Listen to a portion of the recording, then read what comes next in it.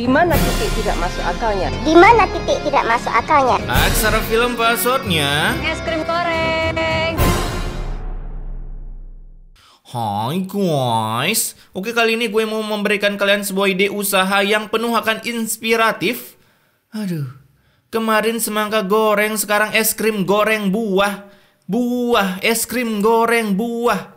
Tapi sebelum itu mari kita absen dulu yang ada di saweria.com. Ada pembeli es goreng. Azab nger juga bang. Dian, bang, kenapa kebanyakan pemeran cowok yang kena azab? Ya dari sini kita bisa tahu kan, cowok selalu salah, jadi cocok banget buat disiksa. Kemudian ada Johnny ganteng, buat makan donat bang, mantap. Atau WJko dah nih. Dan ada Grim Lily Grand Max. Ini bang, buat beli insto, siap. Oke, tanpa berbacot real lebih lama lagi, mari kita skuy. Film akan penuh ide bisnis ini dibuka dengan seorang penjual buah bernama Mira. Kemudian di sisi lain ada lagi pemilik kebun bernama Yono yang dimana ia melihat pisangnya dicuri. Bisa-bisanya orang lagi jualan buah dituduh nyuri pisangnya. Ini pisang yang kamu jual, pisang yang sudah kamu curi dari kebun saya kan? Ini kalau Yono ke pasar bisa-bisa semua orang dituduh maling buahnya. Alhasil Yono pun mencoba merebut pisang si Mira, tapi malah langsung terkena jurus Shinra Tensei. Sampai Yono pun nyungsep dan Mira pun bisa kabur menggunakan ulti Zilong sambil mendorong gerobak beserta timbangannya. Buset, berat banget tuh cuy. Udah kayak latihan Ninja Warrior aja. Dan karena larinya terlalu kencang, Mira pun sampai menyeleding kakinya sendiri lalu nyungsep. Kok isi daun-daun kering? Tiba-tiba ada daun kering di gerobaknya dong. Kala itu datanglah si Yono ke sana ingin menyepak kepala si Mira, tapi beruntung ada para pemirsa di rumah yang melerainya. Lalu terjadilah sebuah argumen yang membuat Yono berpikir Mira lah pencuri buah tititnya itu. Kamu ini kan seorang janda miskin, punya anak lagi. Jadi kamu pasti curi pisang di kebun orang. Baru mentang-mentang miskin udah pasti nyuri gitu? Apa kabar para koruptor yang hidupnya hingar-bingar? Caks! Nah, di tengah perdebatan, Yono pun berniat melapor Mira ke polisi. Namun si minion ini yang tumben banget mengerti tentang hukum, ia pun berkata, mau melaporkan Ibu Mira ke polisi tanpa bukti dan saksi. Itu namanya pencemaran nama baik, juragan. Tumben kali, pintar ya. Biasanya lihat maling langsung baku hantam. Mendengar itu tentunya membuat Yono terkena mental karena ia memutuskan untuk suren daripada ia terkena pasal pencemaran nama baik. Yuk, kita bantuin. Gak usah Pak, terima kasih. Ya udah Bu, kami permisi dulu. Mau nolong tapi setengah-setengah. Kayak nggak ngerti kode woman aja dah. Nggak apa-apa itu artinya dia kenapa-kenapa. Terus kalau nggak mau ditolong, ya artinya dia mau ditolong tapi segan gitu loh. Di sisi lain ada anak dari Mira bernama Ari dan buset sambu waktu kecil. Dan si mulet ini kita sebut saja Tino. Kala itu temannya pun sedang bagi-bagi bansos, tapi Ari dan Tino bukannya mendapatkan es krim, malah mendapatkan sebuah ulti yang menyadarkan jati diri mereka. Orang kayak kalian tuh nggak pantas tau nggak makan es krim. Gue mau tanya nih, anak SD macam apa bisa ngomong kayak gini cuy? Nih lagi si mulet, sejak kapan SD boleh gondrong? Ketika di rumah Tino pun sampai nggak mau makan. Aku nggak mau makan, aku mau es krim. Nggak tahu diri kali, hidup lagi susah-susahnya pakai minta es krim. Terlebih lagi saat Mira datang, bukan hanya si kecil beban ini saja yang membuatnya stres, karena Mira harus membayar uang kontrakan di hari itu juga. Nambah datu beban, udah anaknya minta es krim, ini emak minta uang kontrakan. Kekurangannya saya bayar belakangan, boleh Bu? Ya nggak apa-apa Bu. Nah ini bagusnya pintu berkah. Pemilik kontrakan nggak barbar, biasanya langsung baku hantam itu. Dan karena udah nggak ada cuan, Ari pun mengeluarkan ide rahasia resep DBM-nya dengan membuatkan adiknya es buah. Kamu mau es buah kan? Kakak buatin ya. Gue suka heran nih ya, ini kisahnya orang miskin kan ya, tapi ini si bocil FF bisa-bisanya nyukur mulet. Nggak mungkin kan emaknya nyuruh tukang cukurnya, bang, cukur mulet ya. Selesai merakit buah, Ari pun menitipkannya ke emak ini. Jadi aku bikin buah-buahan ditusuk-tusuk kayak gini biar jadi es. Lah, jadi Ari buatin adiknya buah beku. Tadi bilang es buah. Ini bunga es buahnya udah beku.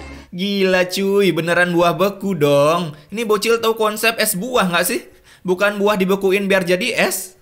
Lagian gunanya ditusuk itu apa? Lu tinggal masukin buah ke freezer, udah beres. Kayaknya enak banget, segar banget buahnya. Esnya di mana weh? Lama-lama gue gabung Akatsuki juga nih buat ngeratain Konoha. Nah si Tino yang bilang es buahnya enak, Ari pun jadi pede menjualnya di sekolah yang, aduh, nggak habis fikri gue. Aku bawa bawa es buah nih buat kalian. Es buah dari mananya? Itu buah beku. Tuh enak lagi, cuma 5.000. Bapaknya lah buah potong sekuprit gitu doang 5.000. Ini SD bekal berapa dah? Tapi yang rasa melon ya. Bukan rasa melon lagi tuh, Dek. Dek, itu emang melon beneran. Kala itu datanglah sayangan Ari bernama Nina yang langsung melakukan open war-nya di sana hingga kakinya terluka padahal hanya jatuh dengan gaya slow motion. Ya, biasalah emang kulit para pemeran di film ini tipis kayak tisu. Alhasil karena kejadian ini Ari pun langsung disalahkan oleh Cikgu Besar.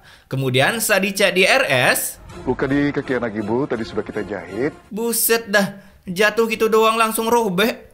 Emang bener-bener kayak tisu tuh kulit kecium keramik doang robek. Dan karena kejadian ini, Bu Nina pun langsung open war mencari Mira, meminta ganti rugi karena akibat Ari kaki si Nina harus dijahit. Di sisi lain ada lagi Yono yang kehilangan buah tititnya, dan lagi-lagi ia pun menuduh si janda kembang yaitu Mira si pencurinya. Jadinya dengan akal budi pekerti yang luntur, Yono pun langsung mengeluarkan cangkem VOC-nya ke Mira yang sedang berjualan, mengatakan kalau Mira seorang hayabusa hingga para pemirsa di rumah ini tak jadi membeli buah si Mira. Jangan-jangan semua buahnya juga curian lagi. Kalau gitu saya nggak jadi beli deh. Lemah bedah imannya, gampang percaya. Emang gini sih kebiasaan warga 62, gampang diadu domba. Setelah kehilangan banyak pelanggan, Mira pun tetap berjualan berkeliling dimensi lintas galaksi Bima Sakti, tapi tetap saja sepi pembeli akibat kekuatan cangkem VOC Siono yang mengatakan ke seluruh warga kalau Mira seorang pencuri. Ternyata kamu jual buah-buahan ini hasil curian ya? Ada ya mamak gabut gini, nyamperin terus cuman ngata-ngatain gitu doang. Minimal belilah baru ngata-ngatain. Hasil seharian berjualan, Mira pun hanya mendapatkan cuan segini aja yang tentunya tak bisa menutupi tagihan kontrakan, si beban minta es krim apalagi membayar tagihan Nina di rumah sakit. Namun mendengar keluh kesah sang ibu, Mira pun langsung memberikan tips menjadi wirausaha muda yang bisa cuan parah dengan memberikan ibunya ide berjualan es krim buah keliling. Kenapa ibu nggak jual es krim buah aja? Es krim buah? Tapi buahnya dibekuin. Krimnya di mana, Bambang? Di hari itu juga mereka pun mulai berkreasi di luar nalar membuat es krim buah dengan meminjam freezer tetangga, lalu menawari teman-teman Ari es krim buah buatan ibunya, tapi lagi-lagi datanglah si begunal bocil ini menyombongkan diri karena katanya, Aku dong barusan dari mall beli es krim goreng. oh ternyata si bocil ini toh yang bikin inspirasi Ari bikin es krim goreng di masa depan. Astagfirullahaladzim, es krim goreng. Tuh kan, heran. Saat perjalanan pulang, Ari pun bertemu dengan temannya yang sedang push rank ML, di mana seketika Ari ingin meminjam HP-nya untuk mencari resep es krim goreng di YouTube hingga bertemulah ia dengan sebuah channel resep DBM. Alhasil otaknya pun ikutan menjelma menjadi mbak-mbak DBM dengan berusaha menghasut ibunya untuk menciptakan ide jualan es krim goreng keliling. Gimana kalau ibu jualan es krim goreng aja? Kita coba buat ya. Gampang kali ngasutnya, emang dasar titisan resep DBM. Nah, ketika melakukan eksperimen dan kalian bisa lihat sendiri hasilnya, Jalan di takdirku. es krim gorengnya di mana cuy? Itu cuman coklat dilelehin terus dicelupin es krim. Tapi ya sudahlah. Keesokan harinya mulailah mereka berjualan es krim goreng yang tentunya membuat para bocil FF yang sudah pensi ini langsung menyerbu dagangan Mira. Dan mari kita lihat bagaimanakah cara membuat es krim goreng. Boleh dipegang. Gila, tinggal celup gitu doang udah jadi. Gorengnya di mana cuy? Es krim celup aja lah namanya. Namun di tengah kegacoran parah si Mira, selalu ada aja orang iri, ya seperti mamak barbar ini, karena ia tiba-tiba gedor gerobak si Mira akibat kalah saing jualan es krim. Mau es krim goreng kek, mau es krim rebus nggak? Buset, pakai bilang es krim rebus lagi. Entar nih sutradara denger auto dibikinin film dah besoknya. Setelah terkena ulti, Mira pun mencoba berjualan di tempat lain, tapi tiba-tiba ia mengalami panas dalam, pegelinu nyeri otot, oleskan saja Kalpanax. Sehingga pekerjaannya pun harus diambil alih oleh anaknya. Dua aja. Buset, si bocil nggak bisa bikin, malah jadi kayak ingus cuy. Di sisi lain, emak barbar ini pun melapor ke Pak RT yang biasanya di film Azab berperan sebagai dokter kematian. Ya mungkin sekarang udah pensi, di mana ia mencoba menggunakan cangkem VOC-nya ke Pak RT agar mau menyetop usaha jualan es goreng si Mira. Sehingga di hari itu juga ketua squad gang langsung menuju rumah Mira karena Mira telah melanggar hukum menggunakan anak-anak sebagai ladang cuannya. Sudah mempekerjakan anak di bawah umur. Lah, Kalau saya kaya, anak-anak saya nggak perlu kerja bantu saya, Pak. Nggak bisa, deh. Ini demi kebaikan kalian berdua. Kebaikan bapak kau. Nggak bisa beli beras, emang lu mau nanggung? Kemudian besoknya saat Ari di sekolah, ada sebuah hal yang sangat membagongkan. Karena kalian lihat sendiri deh. Lah, kok beda logonya? Ini bocah salah server kali ya. Kala itu teman Ari pun berniat membeli es goreng milik Ari hingga saat pulang sekolah, OTW lah Ari ke rumah para bocil ini, tapi tiba-tiba seorang begunal bocil pun datang menjatuhkan es krim Ari karena katanya rasanya nggak enak. Lagian aku habis dari mall kok. Nih, aku beliin es krim buat kalian. Ini bocah maunya apa? Coba bela-belain ke mall beli es krim terus dikasih gratis ke temennya. Gila panggung sedini mungkin ya, gede-gede pintar pencitraan dah. Setelah hati-hari terkena ulti, ia pun mencoba berjualan kembali walaupun sudah diberi teguran oleh Pak RT. Lalu datanglah mamak barbar ini lagi mendorong gerobak si Ari hingga nyetun di sebuah tembok yang bahkan Ari pun tak bisa mengangkatnya karena kekurangan mana.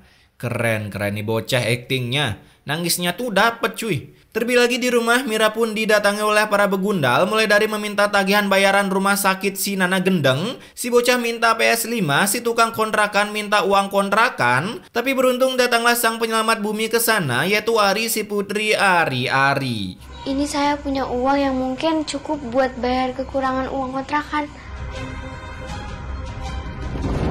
Ya, mungkin cukup bayar uang kontrakan nggak tuh?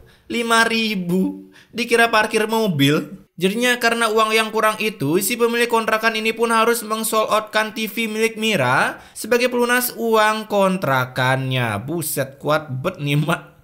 Kala itu tetangga si Mira pun tiba-tiba ingin pindah kontrakan karena Mira selalu meminjam freezernya untuk membuat bahan jualan. Dan karena hal ini, ia harus menyetop penjualan es goreng sehingga Mira pun harus mencari kerjaan baru demi bisa menghidupi kedua kids ini. Dimana awalnya Mira menanyakan lowongan ke tukang sapu jalan yang seperti ingin kondangan ini karena lihat cuy, nyapu pakai pantopel. Ini habis kerja langsung ganti skin pasti. Sesudah mendapatkan kerjaan, Mira pun begitu kaget melihat anak-anaknya yang bekerja sebagai builder pasar. Alhasil agar tak dimarah, Ari pun langsung menangis. Tapi ini bocah emang suka nangis, nggak pernah nggak nangis. Sampai ibunya pun tak jadi memarahinya. Kemudian setelah beberapa minggu kerja jadi builder, akhirnya si Ari pun sudah banyak memiliki cuan untuk membeli kulkas, sehingga mereka pun bisa jualan es krim goreng. Tapi yailah datang lagi nih si Semprul minta tagihan rumah sakit Nina. Dimana saat ia meminta uang, HP-nya pun malah jatuh di atas kompor dan sebuah efek yang mengwak-wakan pun langsung terjadi. Lucu bedah pancinya terbang ke animasi perindapan. Ledakan itu pun sampai membuat kaki Nina terkena coklat panas hingga saat dibawa ke dokter, tara, salah satu kaki Nina pun harus standing. Alhasil si Mira pun auto dibawa ke kantor polisi yang lagi-lagi pastinya membuat kalian heran karena dari bukti rekaman CCTV ini, CCTV bapaknya lah. Mana ada CCTV nyorot kayak gitu. Itu CCTV dipegangin orang kali ya. Posisinya pas di depan gitu.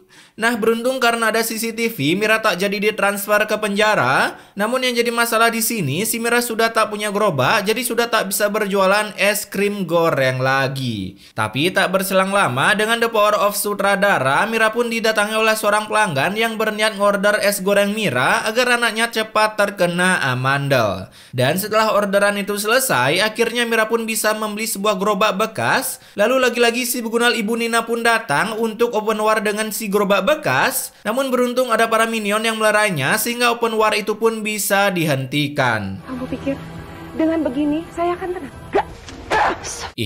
Beneran dipukul pakai kayu dong? Itu kena nggak sih si Miranya? Punya dendam pribadi rupanya.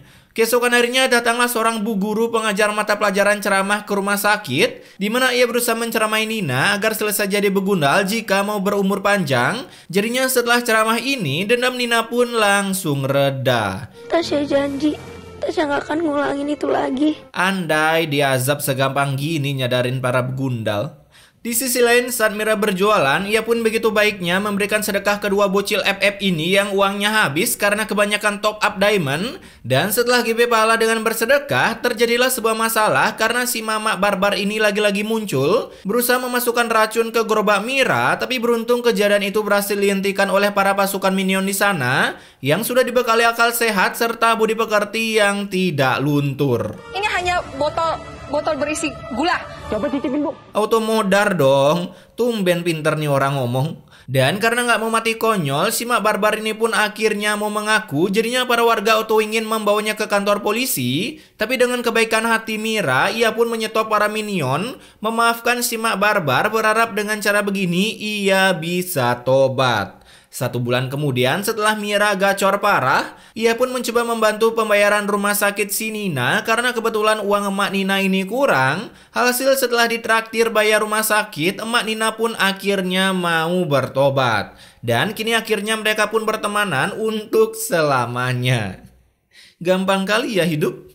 Oke, pesan immortalnya di sini, selalulah berbuat baik sampai ada musuh yang mendatangi kalian dan selalu melakukan open war dengan kalian. Layaknya Ibu Nina, si Mama Barbar, dan Yuno. Ya, pokoknya lebih banyak musuh itu lebih baik. Karena jika kalian bisa berbuat baik pada musuh kalian, dapat dipastikan rezeki kalian atau gacor parah. Layaknya Mira yang selalu aja dibantu oleh sang pencipta hingga ia bisa sukses menjual es goreng keliling. Maka dari itu, jika Anda sudah merasa jadi orang baik, lalu buatlah sebuah usaha, kemudian keluarlah cari musuh sebanyak-banyaknya supaya hidup kalian bisa cepat sukses. Pesan sesat macam apa ini? Tapi intinya, stay wak-wak guys.